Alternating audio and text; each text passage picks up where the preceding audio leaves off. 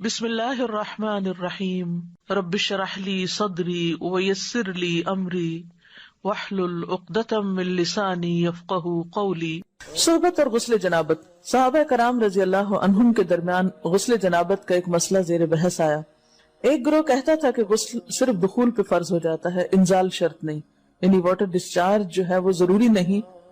دوسرا گروہ بیان کرتا تھا کہ وجوب غسل کے لیے دخول کے ساتھ انزال بھی شرط ہے۔ یہ طویل مباحثہ کسی فیصلہ کن صورت پر منتج نہ ہوا۔ آخر قرار پایا کہ ام المومنین حضرت عائشہ رضی اللہ عنہا سے دریافت کیا جائے۔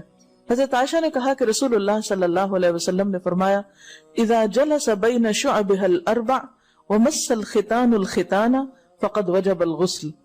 جب مرد عورت کی چار شاخوں کے درمیان بیٹھ جائے اور اس کا محل ختنہ عورت کے محل ختنہ کے ساتھ مس کرے تو غسل واجب ہو جاتا ہے۔ تو مسئلہ یہ ثابت ہوا کہ صرف دخول پر ہی مرد اور عورت جنبی ہو جاتے ہیں اور ان پہ غسل واجب ہو جاتا ہے، انزال یعنی منی کا نکلنا شرط نہیں۔ جنابت کے احکام۔ وجوب غسل کی حالت کو حالت جنابت کہتے ہیں۔ وجوب غسل یعنی جب غسل واجب ہو جاتا ہے تو اس حالت کو جنابت کہتے ہیں۔ جنابت کا لفظ جم سے، جم پہلو کو کہتے ہیں، یعنی بچنا۔ مندرجہ ذیل چار حالتوں میں مسلمان مرد اور عورت پر غسل کرنا فرض ہو جاتا ہے۔ نمبر 1، جوش کے ساتھ منی خارج ہونے کے بعد، اس میں احتلام بھی داخل ہے، یعنی کوئی ایسا خواب آئے یا ویسے۔ نمبر 2، صحبت کے بعد یعنی سیکشول انٹرکورس کے بعد۔ نمبر 3، حیض کے بعد۔ نمبر 4، نفاس کے بعد یعنی بچے کی پیدائش کے بعد۔ اس میں یاد رکھیے کہ بہت سے لوگ پوچھتے ہیں کہ اگر خواتین انٹرنل چیک اپ کرواتی ہیں تو کیا اس سے غسل واجب ہوتا ہے؟ تو کوئی غسل واجب نہیں ہوتا جب تک کہ ان چار چیزوں میں سے کوئی چیز نہ ہو۔ اس میں یاد رکھیے کہ بہت سے لوگ پوچھتے ہیں کہ اگر خواتین انٹرنل چیک اپ کرواتی ہیں تو کیا اس سے غسل واجب ہوتا ہے؟ تو کوئی غسل واجب نہیں ہوتا جب تک کہ ان چار چیزوں میں سے کوئی چیز نہ ہو۔ صرف منی خارج ہونے سے بات نہیں، بلکہ جوش کے ساتھ منی خارج ہونے کے بعد غسل واجب ہوتا ہے۔ رسول اللہ صلی اللہ علیہ وسلم نے فرمایا، جب تم عورت کی چار شاخوں کے درمیان بیٹھ کر صحبت کرو تو تم پر غسل واجب ہو گیا اگرچہ منی نہ نکلے۔ آپ نے غور کیا ہوگا کہ طہارت کے مسائل بہت تفصیل کے ساتھ اور اپنے اندر بہت ڈیٹیلز رکھتے ہیں، اور بہت سے موضوعات ایسے ہیں کہ جو انسان کی ظاہری زندگی نہیں بلکہ اس کی نجی اور ذاتی زندگی سے متعلق بھی ہیں، لیکن اس طرح پبلکلی ان کو پڑھانا اور ان کو سکھانا یہ بھی ایک ضرورت ہے، کیونکہ آپ صلی اللہ علیہ وسلم نے انصار کی خواتین کی تعریف کی کہ انصار کی خواتین کتنی اچھی ہیں جنہیں حیا دین کا علم حاصل کرنے سے نہیں روکتا۔ تو سوال یہ پیدا ہوتا ہے کہ آخر اتنی تفصیلات کیوں؟ اور بعض لوگ اس کو ناپسندیدہ قرار دیتے ہیں، تو ایسا کرنا ناسمجھی کی علامت ہے۔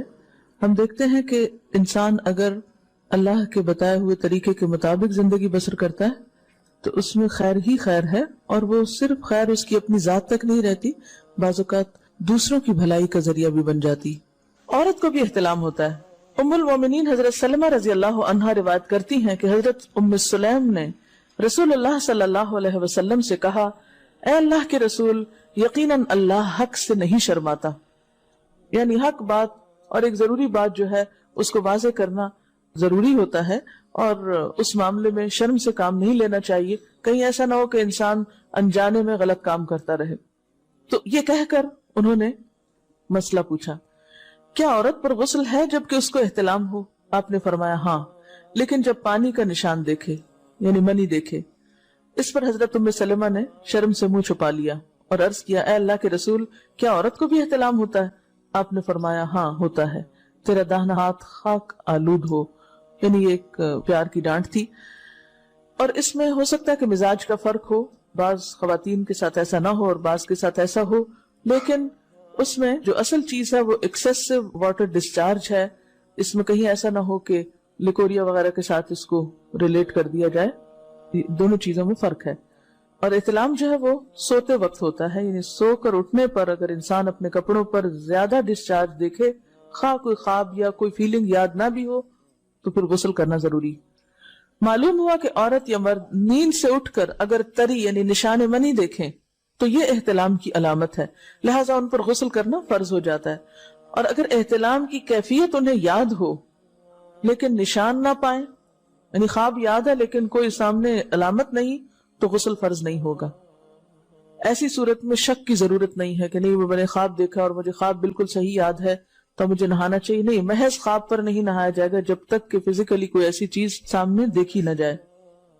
حضرت ام سلمہ روایت کرتی ہیں کہ میں نے کہا اے اللہ کے رسول صلی اللہ علیہ وسلم، میں اپنے سر کے بال خوب مضبوط گوندتی ہوں، کیا میں انہیں غسل جنابت کے وقت کھولا کروں؟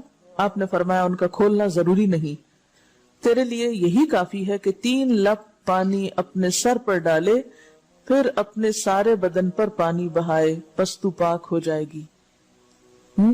یعنی بالوں کی جڑیں بھیگنا، سکن بھیگنا ضروری ہے، سارے بال کھولنا ضروری نہیں ہے. جنبی کے بالوں کا مسئلہ. حضرت عائشہ کو خبر ملی کہ حضرت عبداللہ ابن عمرو عورتوں کو غسل جنابت کے لیے بال کھولنے کا حکم دیتے ہیں. فرمانے لگی ابن عمرو پر تعجب ہے، انہوں نے عورتوں کو تکلیف میں ڈال دیا، وہ انہیں سر منڈوانے کا حکم کیوں نہیں دے دیتے؟ یہ حضرت عائشہ کی ڈانٹ تھی. یعنی وہ یہ تو کہنے کہ عورتیں بال کھول کھول کے نہائیں تو وہ پھر سیدھا یہی کہے کہ عورتیں بال منڈوا لیں. میں اور رسول اللہ صلی اللہ علیہ وسلم ایک ہی برتن میں غسل کرتے اور میں اپنے بال کھولے بغیر سر پر 3 چلو سے زیادہ پانی نہیں ڈالتی تھی. معلوم ہوا کہ غسل جنابت کے لیے بال کھولنے کی ضرورت نہیں، مگر یہ حکم صرف غسل جنابت کا ہے. غسل حیض کے لیے بالوں کا کھولنا ضروری ہے کیونکہ وہ مہینے میں ایک دفعہ ہے. حضرت عائشہ سے روایت ہے کہ انہیں رسول اللہ صلی اللہ علیہ وسلم نے غسل حیض کے لیے فرمایا اپنے بال کھولو اور غسل کرو. اس میں آپ دیکھیے کہ دونوں چیزوں میں فرق کیوں ہے، دونوں کی نوعیت فرق ہے. اور حیض جو ہے وہ ایک نجاست کی کیفیت بھی ہے نا، قل ہوا اذی، تو اس کے بعد نہانا اور نہا کر خوشبو لگانا خاص طور پر اس کا سارا حکم آتا ہے. لیکن غسل جنابت میں نجاست کی وہ کیفیت نہیں ہے.